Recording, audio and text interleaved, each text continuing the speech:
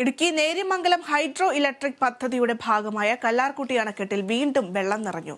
കഴിഞ്ഞ ഡിസംബർ 27-നായിരുന്നു അണക്കെട്ടിലെ വെള്ളം പൂർണ്ണമായും വറ്റിച്ചത്.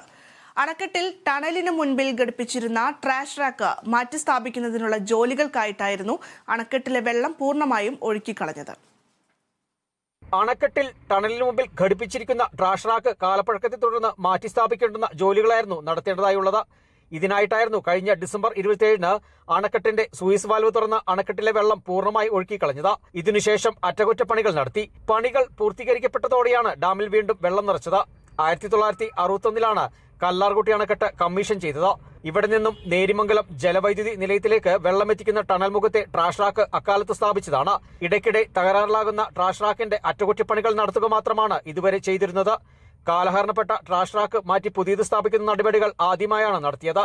അണക്കെട്ടിൽ ധാരാളമായി മണലും ചെളിയും വന്നടിഞ്ഞിരിക്കുന്നതിനാൽ ഏറ്റവും താഴ്ഭാഗത്തെ ട്രാഷ് റാക്കുകൾ മാറ്റി സ്ഥാപിക്കുന്ന ജോലികൾ പൂർത്തീകരിക്കാൻ കഴിഞ്ഞില്ല. മണലും ചെളിയും നീക്കുന്ന മുറയ്ക്ക് ഈ ജോലികൾ പൂർത്തീകരിക്കാനാണ് ലക്ഷ്യമിട്ടിട്ടുള്ളത്. Kerala vision news, Idukki.